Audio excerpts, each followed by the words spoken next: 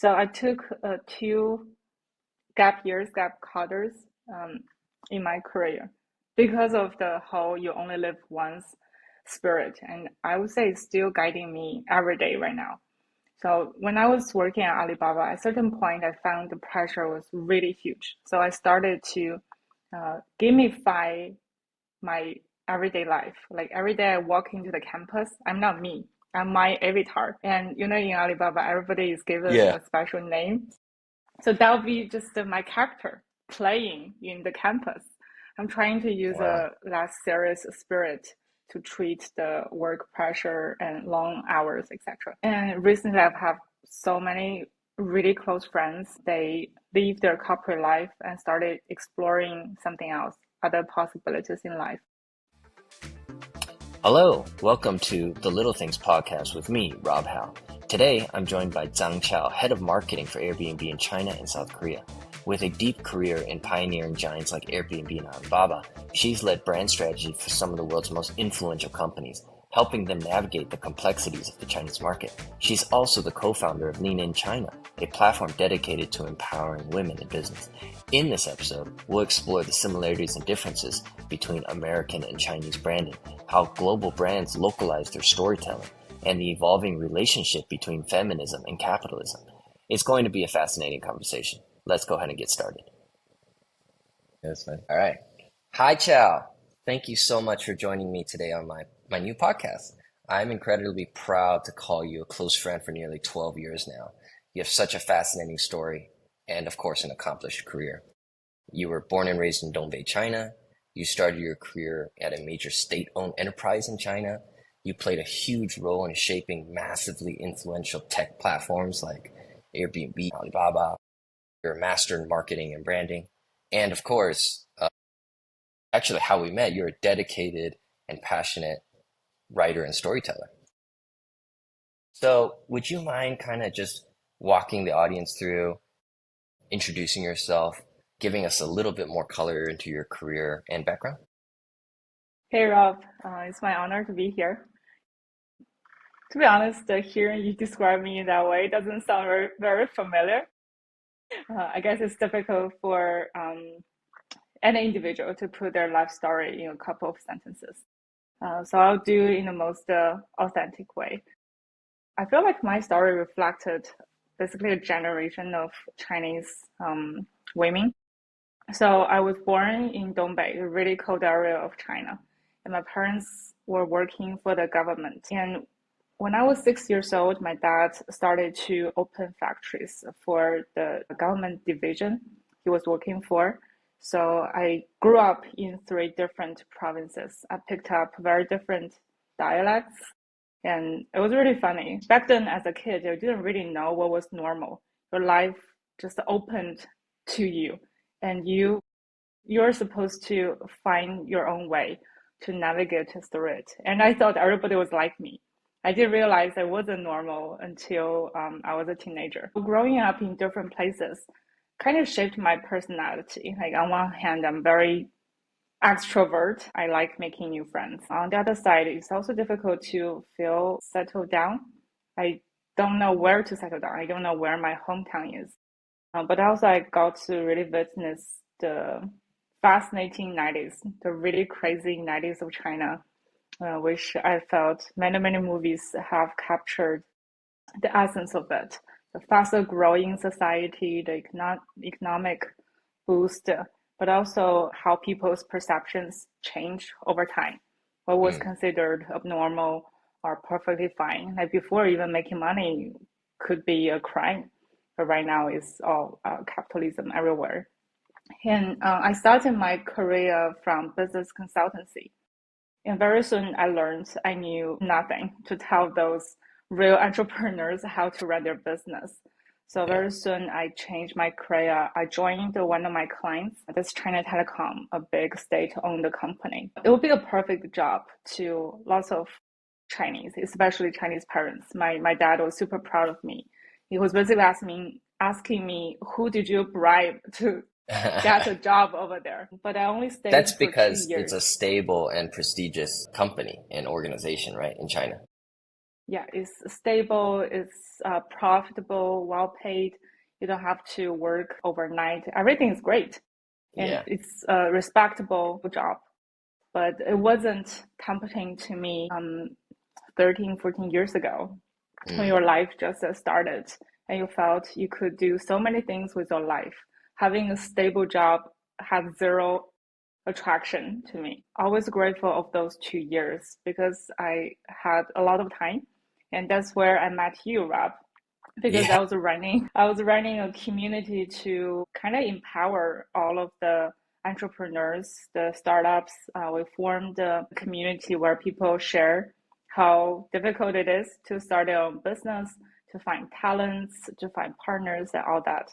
I really felt that was the peak of my 20s that year. And I got to know you through a community friend over there. And that was the first time I heard about Airbnb or sharing economy. And Yeah. I'm always grateful that you hired me when I had zero knowledge about how internet operations work. The I best still hire really, possible. I don't remember like, how it could work out the first several projects. I could only remember how naive I was and how stupid I was, but I really appreciate the opportunity. I spent 5 years at Airbnb. I changed my career from doing operations to branding, which I really believe the latter fits a lot better with my values. I'm someone really passionate about sharing my beliefs. And basically, marketing is about using money to spread out the messages you believe in. And I think Airbnb is a great company because travel unlocks so many opportunities and shows you the potential. I remember one of the interview with Airbnb, I was saying this. I was like, when I was a teenager, I felt life was about to tick several check boxes. Only through travel, I got to see how people in different culture in different countries live their life, and they're fine. You don't have to get married. You can love someone with your own, with the same gender. You can live a pretty free life, but still find meaning from it. You don't have to follow anybody. It was very eye-opening for a 20-year-old. And I felt Airbnb was one of the only few companies that allow people to see the possibilities and do something different with their own lives. So I felt like we were now joking. At one point, we thought Airbnb could win the Nobel Peace Award. Yeah. Yeah. So I think those are the really sweet startup time. And I also remember you, me, a couple of other colleagues who were having really heated debates during our vacation time in Airbnb about how to ignite hyper growth in China. I cherish those years. They defined my career and defined who I wanted to be as a professional. I left Airbnb after almost 5 years, basically because you left. And I thought the place wasn't as free and wasn't as homey any longer. It So certainly I changed, joined. huh? The mission to It belong definitely everywhere. changed. Yeah. I think that's the doom, the destiny to all of the startups. At the beginning, it was your people who define your culture, define your values, define the way how this company look and feel to others. And once you become bigger, you got to have some processes. You got to have things that's written either on the wall or written in the book. Yeah. Also, we've grown out of it. We are That's true. trying to impact more, to build more. Every time I look back, I feel it was such a valuable time, the best time of my career with amazing people building something you feel proud and strong ownership together. I think that's a luxury. It's I really remember prestige. you just reminded me of something you said when we were hanging out in our own personal time. Many times we would enter a lot of really difficult conversations about work, right? And kind of brainstorm and bounce ideas off each other. One instance comes to mind, and I completely forgot about this. It was a karaoke event, and it was a whole team event. There's like 20, 30 people there. But you, me, Joanna, and Bruce were stuck in a side room just debating about our influencer marketing strategy. It was the most bizarre thing. People in the other room were singing Backstreet Boys and NSYNC and Jay Chou, and we're there talking about influencer marketing. And it's funny because I remember when I think back, I remember being very frustrated in that room because I was thinking, why aren't we reaching alignment? And now when I think about it, I was like, man, I don't know if I'll ever find myself in my own personal time in a side KTV room debating work with my colleagues, you know what I mean? It was a very unique time period in our lives, for sure. Probably not. Yeah, probably not. We'll pass at Yeah, that stage. In general, yeah, the company passed that stage. We're no longer young and yeah, full about work. So yeah, totally. it is a precious memory. So after After, Airbnb, yeah, yeah, so after Airbnb, well, it's funny. The reason I left Airbnb because I didn't feel Airbnb was moving fast enough. Remember all these conversations we had about US based companies are always slower than Chinese companies. I think this yes, has been proven again, again, again. So that's why TikTok is from China, Shein is from China. I think the Chinese tech giants learned how to play in the field, and very quickly they are monetizing from its operational heavy business model, and it's proven effective. So I joined another startup for only just a year and learned that's not really my thing. And I joined Alibaba. It's funny, I joined Alibaba for two reasons. One is I always wanted to be on the other side of the world and see how Chinese companies work and operate. yeah, The other side was because Alibaba was the only big tech company in China who's interested in doing branding. Later, I learned branding could mean very different things in different companies, but I never regret the years I spent at Alibaba. It was a really interesting career experience to me. Like on paper, I actually did so many projects within really short period of time. I got a lot of resources from the company, which I'm super grateful. Really honed my skills, helped me grow in so many ways.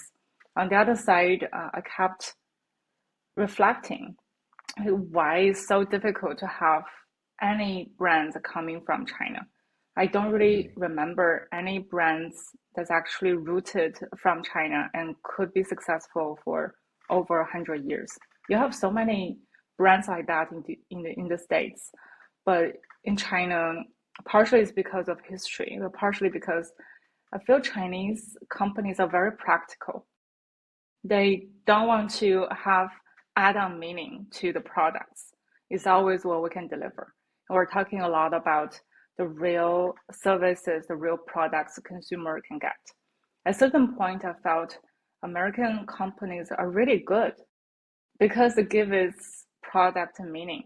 So they can benefit from the add-on. Their products are much more expensive and people are willing to pay for them. And then I shifted my perception. Like Chinese companies are great.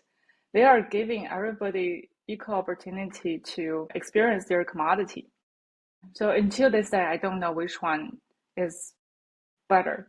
I just felt that's the beauty of our age. Everybody can choose and use their money to vote in a different belief. So it's fine. You can get really cheap products all you want, or you can pay for what you believe in. You're buying Vans because you like the street spirit. You want to like people to see who you are from the brands you're consuming. All good. I'm trying now to put very strong definitions or using terms to convince people what's right or wrong. I'm just embracing all the possibilities. But after a couple of years at Alibaba, I went back to Airbnb, and that's another very interesting experience. It doesn't feel yeah, like I returned back to the same company. I'm okay, still navigating through because the company is definitely not the same after IPO. Now it's a public company, but it's still experiencing some really interesting changes. You'll see. We'll have something cool launched in a couple of months. sweet. All right. That's uh that's a whirlwind. I mean, you've come full circle on your career side. You've come from small and humble beginnings, but then joined like this. You basically achieved the average Chinese white collar worker's dream when you graduated university, and then you decided that you don't want that, and then you went to achieve the dreams of everybody else, and then come back. Yeah, that's incredible. I really didn't know that. When I was about to graduate from master, from undergrad, from graduate school, I thought the only thing I could do is to be a receptionist at some company. I never had any idea about what career should mean to me. So I feel really lucky. I know a lot of people had the same educational background, had the same capability, or much better than me. They don't have great friends like you who introduced them and accepted them as a newbie into a new industry.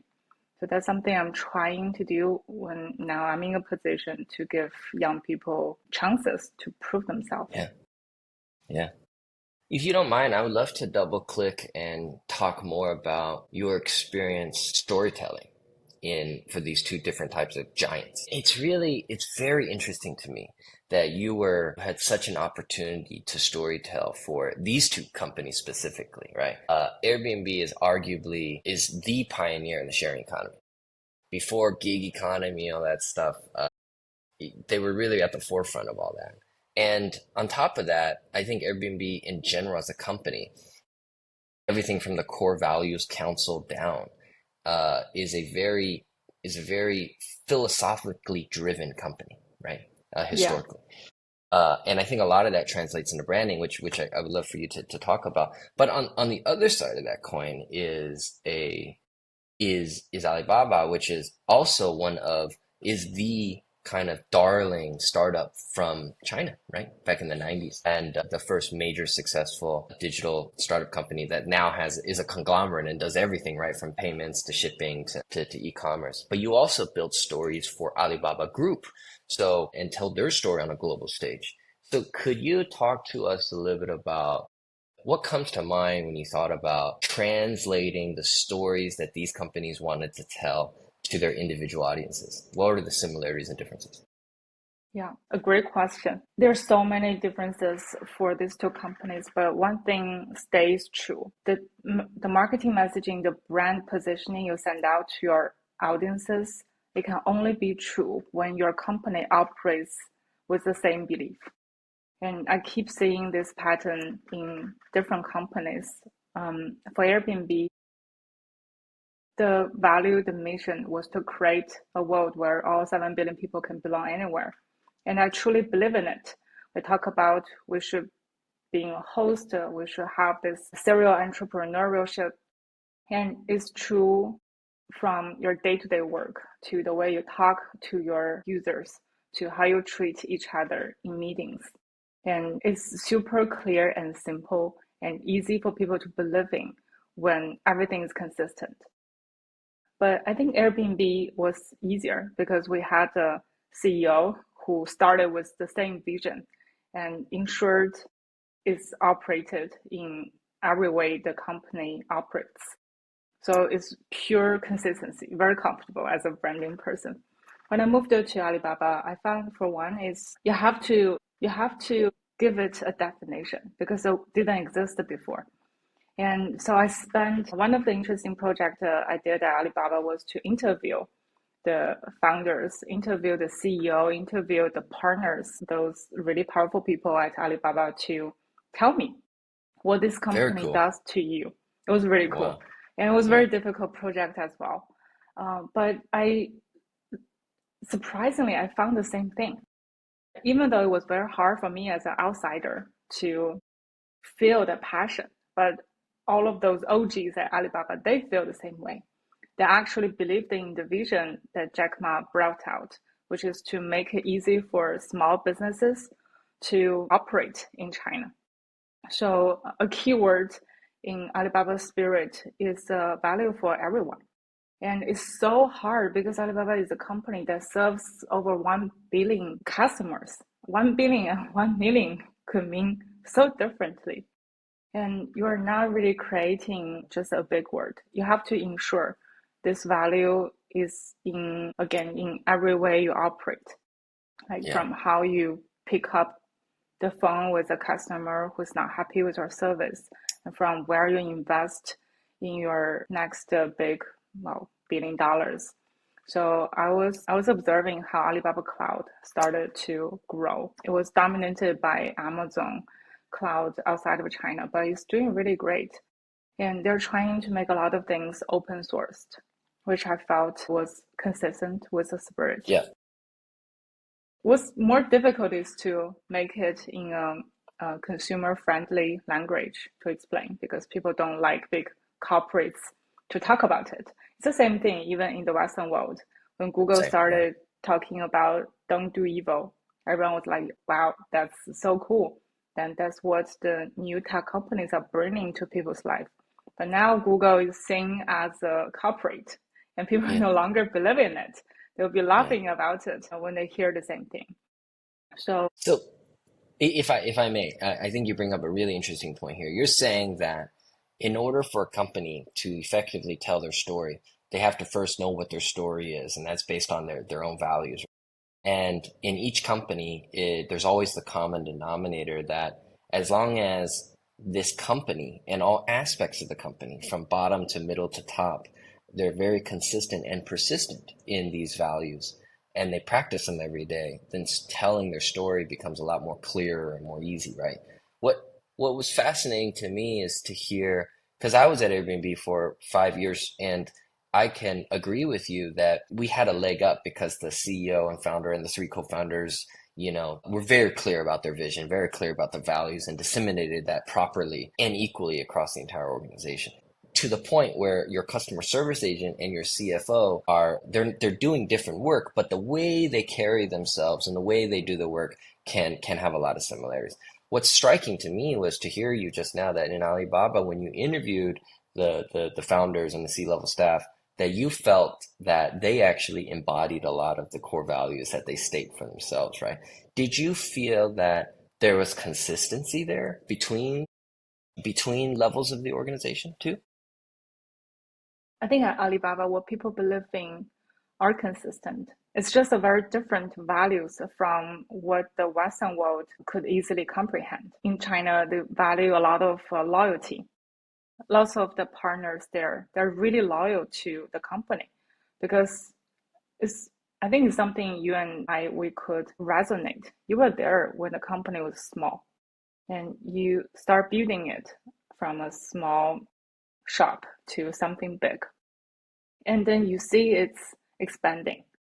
Of course, you try really hard to ensure the people you hire share the same values. So it's basically the same. It could be different values, but it's the same persistency. So they also hire people with, they don't call it core value interview, but they want to ensure people they hire can operate and can follow the direction that already set the pace. Like in Alibaba, people definitely value more about efficiency.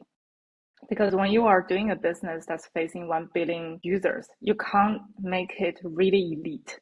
You have to make it accessible. In order to make it accessible, a lot of things are about just the numbers. You calculate the numbers. You have to make decisions. You can't please everyone. I don't think there's any company that could please everybody.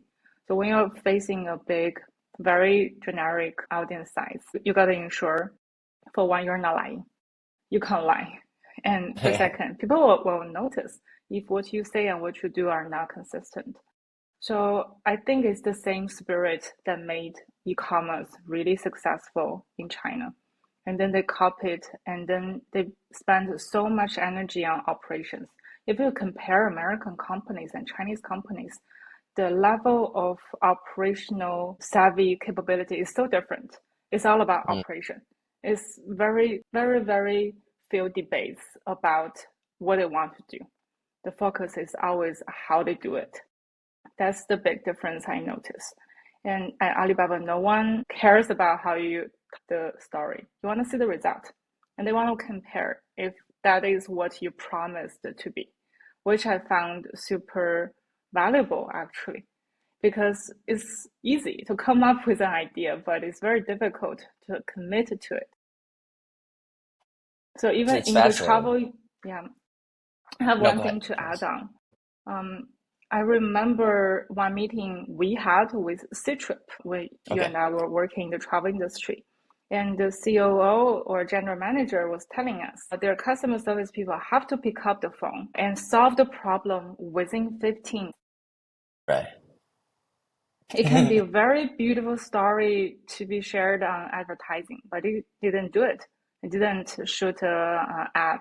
They just made a promise, and people remember, and that's how they build reliability. I think we're trying to solve many, many similar issues, but ultimately is how you do. At least on this side of the world, people would observe your behavior to decide if they trust your storytelling.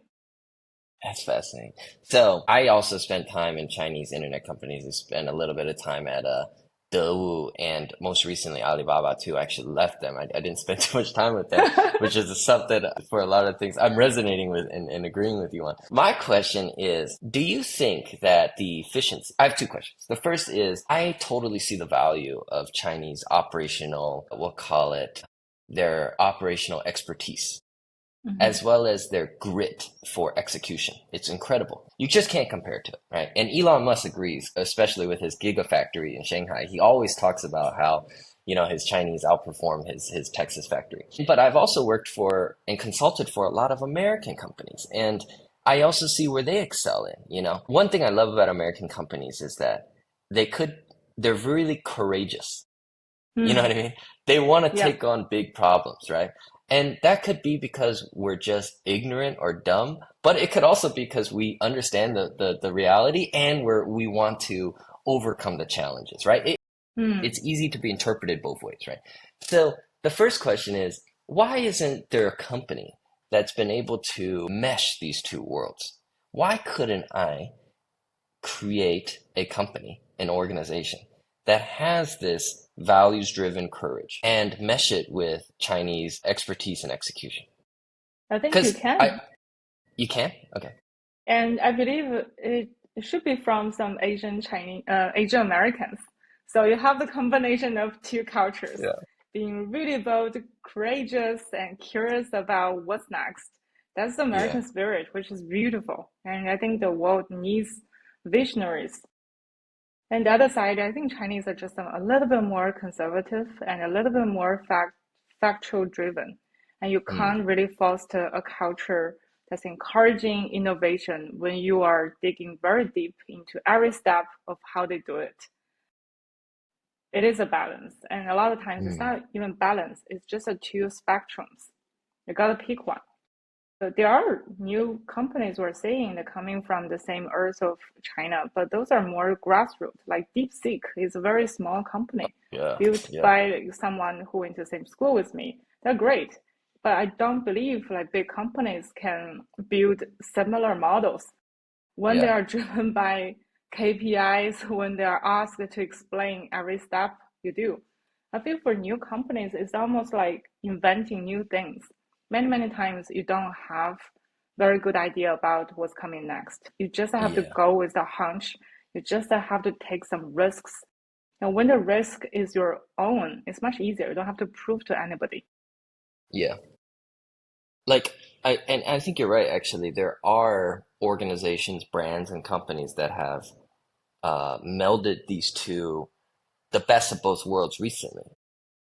The first that comes to mind is like Zoom, okay? Hmm. Oh, The app, right? The second is the latest game, 那个孙悟空, that's a perfect example, right? You built yeah, a top selling game, a triple A game that the whole world loves from China. I couldn't be more absolutely. proud. Yeah. Yeah. Yeah, same. Yeah.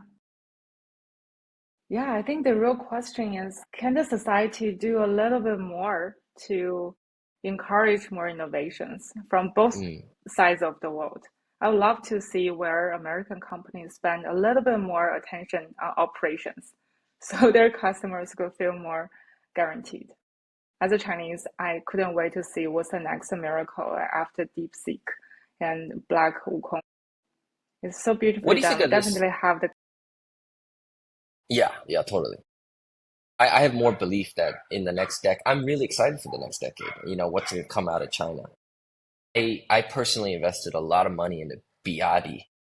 I really think I really think BYD is going to be the next potential Toyota, Mm, over the next decade, right? Really amazing stuff. I mean, they crush every category. $10,000 yeah. car, they're the best. $20,000 car, they're the best. $100,000 car, 不想买. You know what I mean? Like in their category, they are the leaders, right? Um, so so, okay, going back to the work ethic part, the operations part, there was another question I had, which is because I think my father told me that when he arrived to America in the 1950s, 60s, the work ethic and the executional 能力 of Americans was extremely high. I mean, Mm, they even put a man on the moon. You know what I mean? They invented so much stuff from yeah. after the World War to the 2000s. So I do believe him. I do believe I wasn't alive for that time, but perhaps it is a timing thing. It is an economy timing thing. Do you feel that the reason why China in the last decade, 2 decades, and probably in the next decade, we have this expertise and this penchant for operational rigor. Is it because people just have a huge sense of responsibility, or is it because they're afraid of getting fired or something else? What do you think Mm, is the motivating factor there? good question. If I'm allowed to put a simple answer, I think it's in the end all matter to what is rewarded and what is punished. Hmm. So I don't really feel it's a cultural thing, or culture can be changed overnight with the impact of internet, right? So that's why in the States, companies are used to be good at different things, and now China is the same. So I would say a lot of times it depends on which economical stage you are on. I love to see new technology coming up. Then you have many, many potentials. Otherwise, people are only competing in a zero-sum game. And there's no innovation happen in those games. All you can do is to ensure you are a flawless machine, which will soon be replaced by AI and robot. Yeah. So if you don't look at those companies or cultures by different um, country, I feel like we're just in a gigantic civilization game. So you Mm, need to have both trees, the technology tree and then the culture tree. And with different culture, it will have impact on people's life. Eventually, it's individuals' lives that carry the destiny of entire mankind. And there are so many unknowns. yes. Again, I'm trying not to say which one is better and which one is not suitable. I love the diversity that brought and enabled by technology. I think they are ultimately the same thing. But what does humanity of technology even mean? What does humanity even mean? In the end, is Yeah. so many philosophical questions. I think we Yeah. are still in the process of pursuing and pursuing in a very individual and personal way. But BID is Yeah. great. I see that everywhere when I travel in Europe. Yeah. Yeah, you're right. I mean, over the last few years, I've really stopped. I used to be more objective. And when I say objective, I mean like I used to believe in objective truths. I used to say, this is right and that is wrong. This is better and that is worse. And now I just feel like the more I know, the more questions I have. And I think a lot of people are starting to feel that way. And I agree with you in that sense. So, okay. Um, Going back to workers in America, because I know that you have a interest, you have a theory that I would love for you to share. But in that theory, you talk about the relationship between kind of like how to better incentivize workers, right? And the relationship between like land and people. Could you talk to us a little bit about what you mean? Yeah. I've always considered myself as a feminist. It started from something very personal. I'm a girl. I'm trying to break some of the stereotype onto me, trying to justify my behaviors and all that. But later on, I started to realize the feminism I'm talking about is not about gender. It's about some of the traits I appreciate from feminist traits, like the way you treat people, It should be empathetic, encouraging, and allow people to make mistakes, give them freedom and all that. And many of the masculine traits I'm against are actually rooted from capitalism. That's my theory. I Okay. felt capitalism, the essence is to get the most out of everything. Get the most from people, you make them to work long hours, you monetize their productivity. And in big corporates, my personal experience is a lot of times the masculine way to manage is the easiest and the most efficient way. You don't have Mm, to care about individuals' feelings. You just mm, give orders. You don't have to spend time figuring out if that's what your team is looking for. But very, very soon, I realized that that's not the kind of leader I want to be. Maybe it's going to be tough. Maybe it's going to be difficult for my career development. But it's okay. That's a chance I want to take. I still want to see if I keep nurturing people, if I treat them with respect, I will get the same respect and high productivity in return. I don't know yet. It's also interesting. I have a mentor. She had a super successful career in all big corporates, and now she started her own small gig, being a mentor to other working women. And she told me a lot of times after several sessions, these women quit their jobs because they realized they can't go one step further to be a VP if they want to keep their honesty, their integrity in those meetings. And they just can't do it because the entire organization is not encouraged to prioritize individual feelings or individual yeah. development. I found that super interesting. And we have a good friend, Summer. She spent a year in Europe and studying something related to environmental protection. And it's actually her theory. She mentioned that there's like a small group of people in Europe. Um, they're studying how lands should work, the land we Mm, use for agriculture. And then she somehow came up with this theory that how people treat lands are exactly the same how people used to treat women. Women used mm, to historically across the world had a very relatively lower status versus men. Women are treated as tools for reproduction. So all of your values coming from reproduction. You should look great. You should provide the emotional values to men. And you should find the most successful or richest man to make a baby and have your next generations. You are not human. And you don't treat yourself like you're human. You're the second gender. And now people stop treating women like that. But we're still treating lands in the same way. We are exploiting the land to produce with maximum fruits or food, and then we don't give the lands enough time to rest.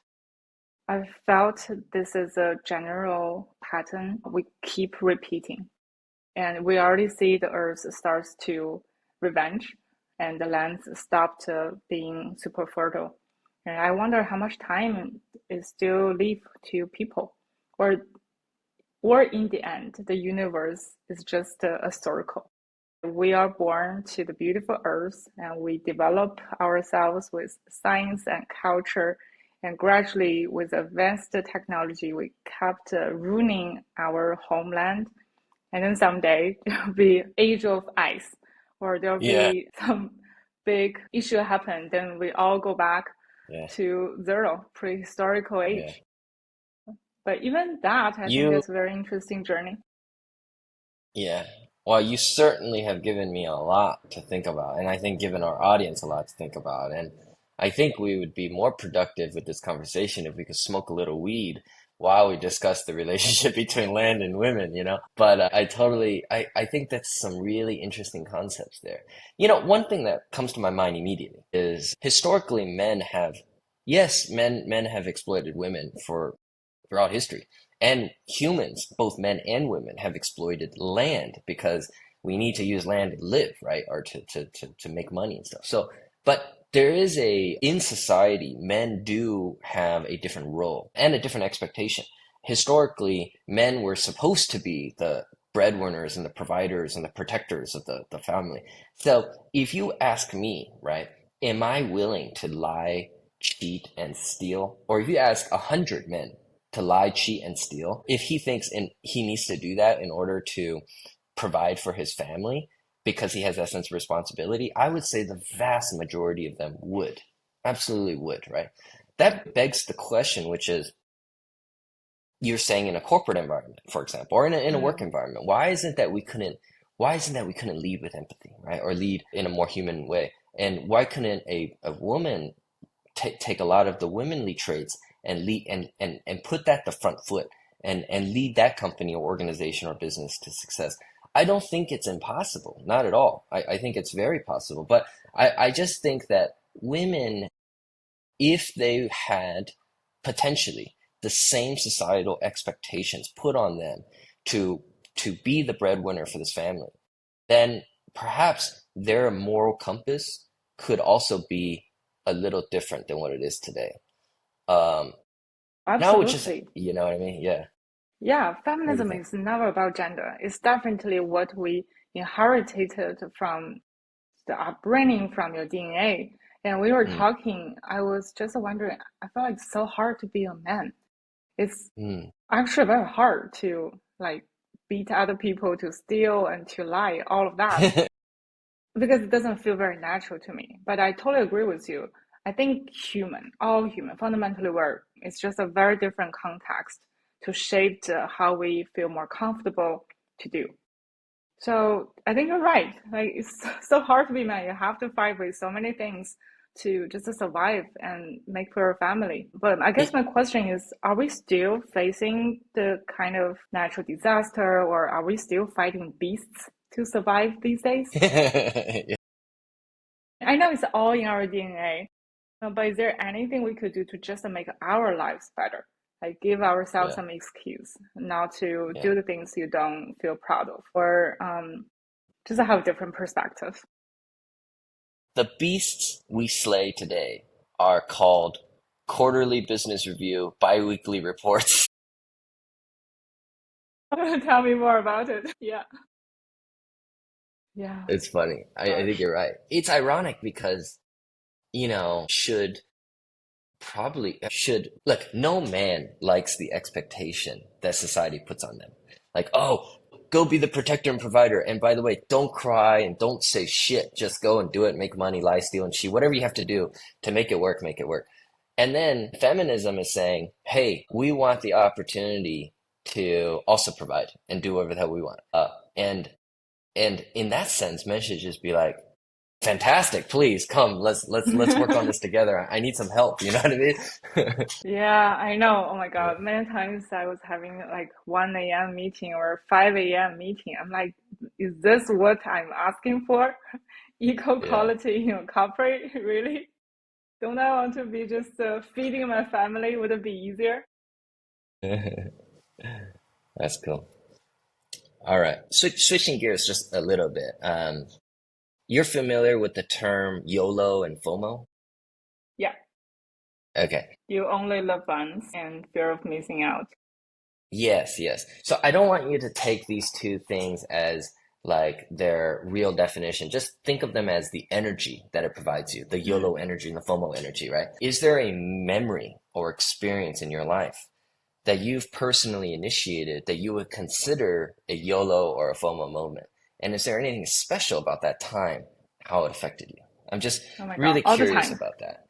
Okay, Yep, yep, go ahead. yep. So I took two gap years, gap quarters um, in my career because of the whole you only live once spirit. And I would say it's still guiding me every day right now. So when I was working at Alibaba, at a certain point, I found the pressure was really huge. So I started to gamify my everyday life. Like every day I walk into the campus, I'm not me. I'm my avatar. And in Alibaba, everybody is given Yeah. a special name. So that'll be just my character playing in the campus. I'm trying to use Wow. a less serious spirit to treat the work pressure and long hours, etc. And recently I've had so many really close friends. They leave their corporate life and started exploring something else, other possibilities in life.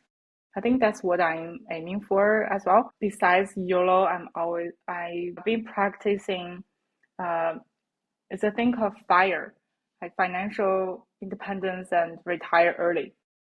So That I fire. Yeah. have a spreadsheet documenting how much I'm making right now, how much I'm spending right now, and imagine I live up to 80, like how much I need for retirement and Yeah. all that.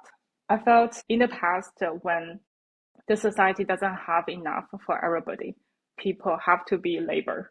We have to work for many, many, many years to build a society. But the good thing is we don't have to do it any longer. However, it's still the same expectation, maybe from our parents, or maybe the society keeps enforcing the idea onto us that you are supposed to work. And when you are out of Yeah. a real, quote unquote, real job, people feel anxious. So I took an entire year in 2019 after a close friend passed away. I went to Latin America because it's so far, and usually I wouldn't get such a long vacation to explore countries like Peru, Chile, Argentina. It was a really great experience, and I would definitely want to do it again. Maybe not traveling, but do some other stuff because it felt really free when you are in a world no one is judging you based on your title, on your accomplishment. All these people I met on the road, they had no idea who I am, and we don't keep in touch. But I felt a lot of freedom. So I would encourage everybody. I'm doing the same right now. Is what are we working for? Yes, the self-fulfillment, but can we get it somewhere else? And besides the financial stability, I think work, if it consumes the 8 really best hours of our day, do we want to spend like how we're spending right now? And I think another question pops up is what's my doom? We've done this exploration in our early 20s. We're trying to find what we're good at. We want to develop our strengths in a field and become an expert. And now we just have to do it again. But it's a lot more difficult this time because no one will be cheering up for you and no one is telling you is it right or wrong. But we have to start adopting a new standard, and this standard only matters to ourselves. At least that's what I found the most difficult. I've been so used to having people give me assessment, performance review, and all that to know I'm doing well. In life, you only live once, spirit, no one else matters. The whole world is NPC. You're the only character in, and you have to define your own game. It sounds super scary, but also very encouraging. Totally. So, did I tell you why I wanted to call this podcast The Little Things? Okay, because I'm gonna say it, and then I want to talk about how that relates to your YOLO trip. So after my mom passed, I started to do meditation, and I started to think about and reflect upon big milestones in my own life, career accomplishments, personal accomplishments, thresholds that I passed, personal records that I've beaten, stuff like that. I asked myself at the moment when I achieved those particular things, if it's a promotion or even every year, if you look at your bank account, your investment, it grows, right? So if you ask yourself, and I ask myself, was I tangibly more joyful, more content, and more happy at that moment in time? And I can definitively tell you that I was happy for all of 2 seconds. And it was very fleeting, right? That type of joy is fleeting. So then I started asking myself, all right, then if that's the case, if that's not where joy comes from, where does joy come from within those experiences? And within those experiences, I noticed that it wasn't a promotion. It was actually months later, my boss called me, we were having a beer, and he told me that, hey, this presentation you did for a client, I really, really liked what you said about ABC. Okay. And it Mm-hmm. has nothing to do with the promotion, but it has everything to do with the fact that you have somebody who took time out of a day to talk to you about something they really believed in, and Mm, that happened to be a positive reflection on your actions. And mm, so I want to name this the little things because I wanted to overlay people's careers and their mm, backgrounds, highlight their accomplishments, and then recognize that they're not important. mm, They're mm. not really what brings you joy, right? So Oh in yeah. your YOLO experience, yeah. So I would love to know in your YOLO experience when you spent that gap year or any part of your time, right? Name one thing that surprised you, really surprised you, that brought you joy if you had to reflect back on it. Yeah. Mm. Maybe your I'll Latin give you America an trip answer. or I'll something. give you an answer Okay. immediately. Will Yeah. be having coffee and having a cigarette after I finish hours of hiking. That's the best moment Hmm. ever. Everything tastes much better with altitude and after Yeah. exhaustion. But that was great. I loved the name of your podcast. Did I tell you I have an album in my phone, and every year it's called, like this year it's called Hello 2025, and I'll be mark photos that I want to remember the moment by into this album. And many Yeah. things are just so small, exactly like what you talk about. I would summarize them into two things. One is creation. I found a lot of Mm. joy creating new things. It could be a new article, it could be a painting, everything you create. The other thing is connection. And the conversation I mentioned about with your manager, it is not about promotion, it's about connection. And you connected in many ways, and those are usually really precious. It could be a very random conversation you had with a stranger, but you're making meaningful and precious bonding, and it doesn't have to be Hmm. very deep level. So my my example, like having cigarette and coffee on snow mountain, that's how I felt connected with Yeah. nature. That's great. And that's ironic too, because you spent a whole day hiking to increase your cardiovascular health, and then you smoked a cigarette. Yeah. Yeah, yeah, But yeah. feeling That's so the best great. kind of joy. The ironic kind of joy. The hypocritical kind of joy is the best type of joy. Yeah, You're just that's adding awesome. so many layers into that, but I love it. That's cool. All right. I think that kind of brings us to the end. I guess I'd love to just wrap up and ask it, is there anything about our conversation today that you feel like you wanted to expand on or something that you missed or something that you want to talk more about? Anything like that? Yeah, And it's I would okay if you love don't. us to talk about pains, hesitations, Okay. Yeah. self-doubts. Yeah. Also, when you were talking about you put people on this podcast walking through their careers, and all I was thinking is, yes, on Zoom, I look like a really good professional talking about things like all under control. And 5 minutes later, I'm all into my Zelda. I'm super into Zelda these days, feeling frustrated every time I got beaten. But this is the side I don't show to my colleagues, but Sure. I Wait, enjoy which the one? to. Breath of the Wild? Yes, I got the game card for many years, but I only started to be addicted to the game. I love the Okay. freedom. Yeah, let's talk about that. That's really interesting. Because the reason why I wanted to start a podcast was to reconnect with people and give myself an excuse to talk about things that I love talking about. But I, like you, listen to a lot of podcasts. And there's one thing I hate about modern podcasts. It feels like two people sitting across the stream and just like masturbating each other.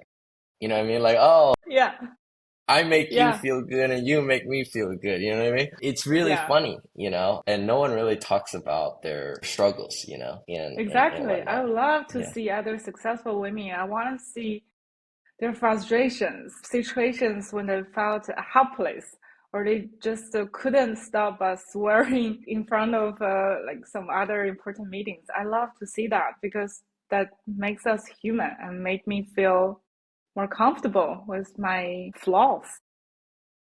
Yeah. Yeah.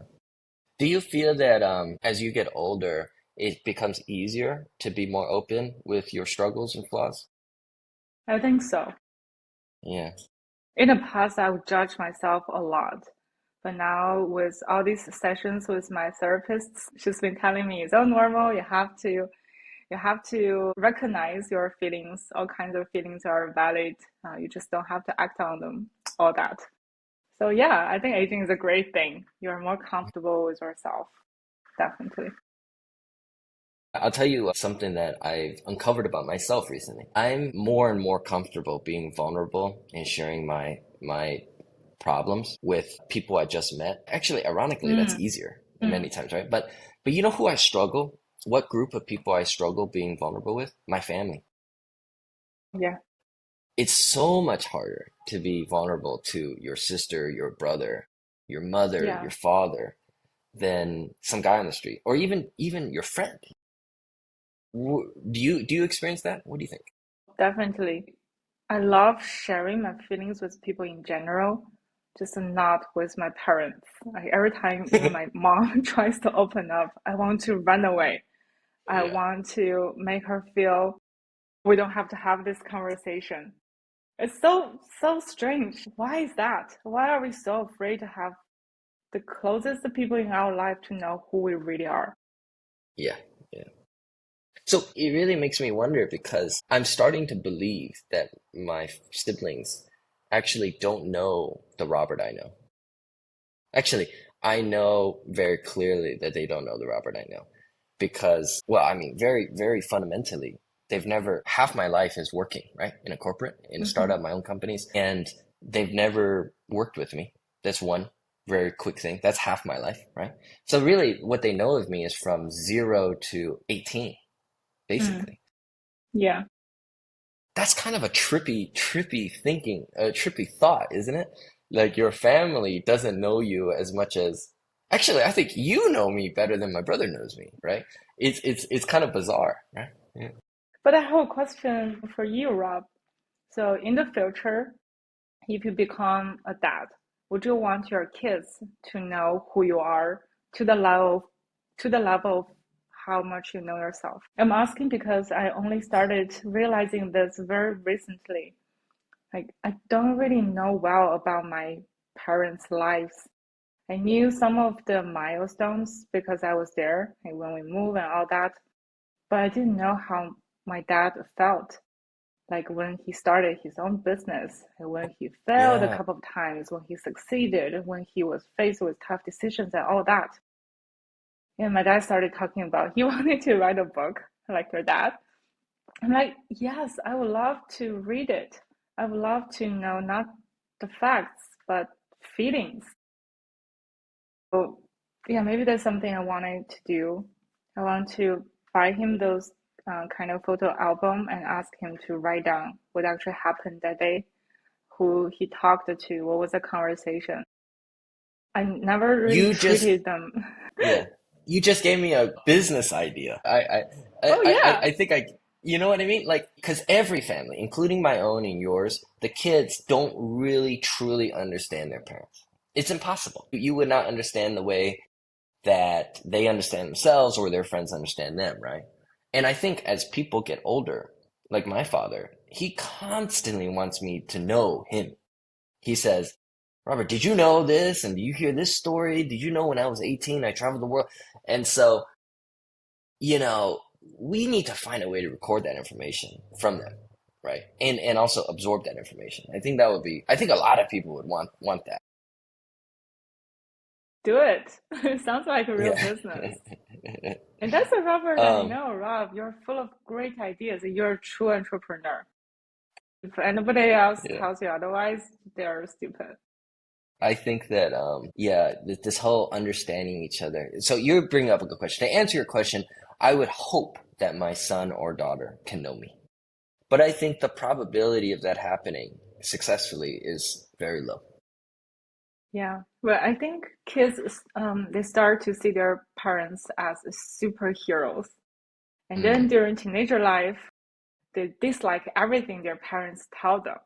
They feel everyone else is much better. And only when it comes to a very late stage in their lives, when they have the equal amount of life experiences, they maybe get to see their parents as human beings. But I think that's beautiful. yeah. That's awesome, Chao. Yeah. Okay, well, I think our time is here, and I just wanted to say one more time, thank you so much for taking the time out of your busy schedule. I know it's Thank a work you. day for you. Yeah, Thank you for doing this. I say I wanted to connect with my old friends, but you actually did it and you made this happen. And I enjoyed yeah, every minute of it. It was really fun. yeah, I just wish I yeah. were drinking too. And now we have a recording, right? So you know when you're 60 years old, you can say, hey, this is my friend Chao. This is something I want my kids to see. Yeah. All right. Thank you so much. Love you dearly, Rob.